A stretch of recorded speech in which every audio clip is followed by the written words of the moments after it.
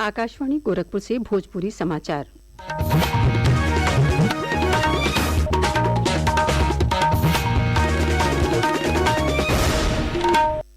नमस्कार। समाचारन के साथ हम सुषमा श्रीवास्तव। प्रधानमंत्री नरेंद्र मोदी के अध्यक्षता में भइल केंद्रीय मंत्रिमंडल के बैठकी में आज देश भर के मेडिकल कॉलेजन, स्नातकोत्तर संस्थानन और सरकारी अस्पतालन के सुदृढ़ीकरण और उन्नयन बदे केंद्र प्रायोजित योजना के तिसरका चरण के मंजूरी देहल गयल हउवे। एहमे गुणवत्तापूर्ण चिकित्सा शिक्षा बदे 5023 MBBS के सीट बढ़ावल जाई। एक कदम से स्नातक और स्नातकोत्तर चिकित्सा क्षमता में बढ़ोतरी हुई, जौने से सरकारी संस्थानन में नया क्षेत्र में चिकित्सा विशेषज्ञता सेवा शुरू कैले में मदद मिली। ऐसे देश में डॉक्टरन के संख्या बढ़ी। वहीं एगो औरियो फैसला में कैबिनेट 10,91,000 से ज्यादा रेल कर्मचारियन के 78 दिन के प्रोडक्टिविटी लिंक्ड बोनस देहले के मंजूरी देहलस। प्रधानमंत्री नरेंद्र मोदी बिहने ग्रेटर नोएडा के इंडिया एक्सपो मार्ट के यूपी इंटरनेशनल ट्रेड शो के तिसरका संस्करण के शुभारंभ करी हैं। 25 से 29 सितंबर ले होखे वाले यूपी इंटरनेशनल ट्रेड शो 2025 में प्रदेश का औद्योगिक, कृषि, सांस्कृतिक और नवाचार क्षमता के भव्य प्रदर्शन हुई। ए बारे में आज पत्रकार लोगिन से बतियावत कैबिनेट मंत्री नंद गोपाल नंदी कहलें कि ट्रेड शो में 10 लाख से ज्यादा लोगिन के अइले के उम्मीद बाटे। पिछला 8 साल में डबल इंजन के सरकार समय से अनुकूल नीति और स्टेक होल्डर के साथ ही उनके हितन के रक्षा और एक्सपो के नया ऊंचाई और आयाम देहलस। 8 साल में उत्तर प्रदेश में निर्यात में दुगुना से ज्यादा बढ़ोतरी भइल हउवे।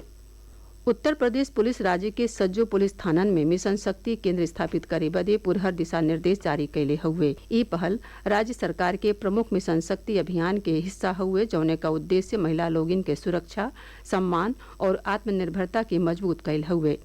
डीजीपी राजीव कृष्ण की ओर से जारी निर्देशन के मुताबिक मिशन शक्ति केंद्र मिनी पुलिस चौकी के तरियन काम करी हैं, जौन खासतौर से महिला लोगिन के खिलाफ अपराध से जुड़ल मामलन के सम्हारे बदे समर्पित हुई। उधर जौनपुर में आज मिशन शक्ति अभियान के जरिए महिला सुरक्षा दल की ओर से कई गो स्कूल, कॉलेज और बाजारिन में चौपाल लगा के महिला लोगिन के उनके अधिकार के प्रति जागरूक कैल गयी। मुख्यमंत्री योगी आदित्यनाथ आज अगला पीढ़ी के GST सुधार के बादे लखनऊ के हजरतगंज बाजार में व्यापारियन और गहकिन से भेंट कैलें।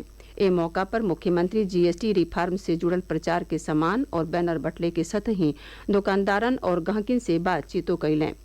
मुख्यमंत्री कहलें कि GST रिफॉर्म भारतीय अर्थव्यवस्था बदे बहुते जरूरी रहे और हर तबका के लोग एकर स्वागत कर रहल हउवे। वस्तु और सेवा कर GST में लागू कैल गई अगला पीढ़ी के सुधार देश में अप्रत्यक्ष कर प्रणाली के सरल बनौले के दिशा में महत्वपूर्ण कदम हउवे। नया ढांचा में 4 स्तर के संरचना के सरल बना के अब 5% और 18% का 2 स्तरीय संरचना में बदल दिहल गई हउवे। एगो रिपोर्ट। अगली पीढ़ी के GST सुधारों के तहत सरकार ने आम आदमी के जेब खर्च को कम करने के लिए खाद्य उत्पादों पर महत्वपूर्ण कर कटौती की है। मध्यम और निमध्यम वर्ग के परिवारों को प्रत्यक्ष बचत प्रदान करने के लिए सरकार ने तैयार और संरक्षित सब्जियों पर कर की दर को 12% से घटाकर 5% कर दिया है। इसी प्रकार प्रसंस्कृत फल उत्पादों पर भी GST की दर घटाकर 5% कर दिया है। इस कदम का उद्देश्य खाद्य प्रसंस्करण क्षेत्र को बढ़ावा देना, निर्यात को बढ़ावा देना और लागत कम करके किसानों और उपभोक्ताओं को लाभान्वित करना है। रोहन के साथ आदित्य प्रताप सिंह, आकाशवाणी समाचार, दिल्ली। प्रधानमंत्री नरेंद्र मोदी के अगुवाई में सेवा और सुशासन के मंत्र से प्रेरित होकर सरकार बदलाव और विकास ले आवे बदे अथक कोशिश कर रही हउवे।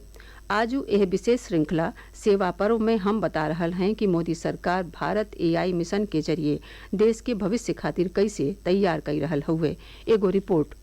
आर्टिफिशियल इंटेलिजेंस यानी AI की क्रांति के माध्यम से आमजन की जीवनचर्या और सोचने समझने के नजरिए में बदलाव आया है। नरेंद्र मोदी सरकार ने पिछले साल मार्च में 10,300 करोड़ रुपए की लागत वाले इंडिया AI मिशन को मंजूरी दी थी। भारत AI के विकास और इस तकनीक को अपनाने वाले अग्रणी देशों में से एक है। प्रधानमंत्री नरेंद्र मोदी ने कहा है कि इस अभियान का उद्देश्य AI को भारत के लिए उपयोगी बनाना है। विष्णु की रिपोर्ट के साथ समाचार कक्ष से मैं मुकेश कुमार बल। शारदीय नवरात्र के तिसरका दिन ने आज प्रदेश भर के शक्तिपीठन और दुर्गा मंदिरन में माँ भगवती के चंद्रघंटा स्वरूप के पूजा अर्चना कइल जा रहल हुए। भोरवे से श्रद्धालु मंदिरन में जाके सर्व मंगल के कामना कई रहल हुए। यही क्रम में बनारस के चौक चित्रघंटा गली के भगवती मंदिर में दर्शन पूजन और अयोध्या के रामकोट के पैकरमा में श्रद्धालु दूर दूर से पहुंच रहल हुए। एक सतही भोजपुरी समाचारन का ई बुलेटिन पूरा भइल। नमस्कार।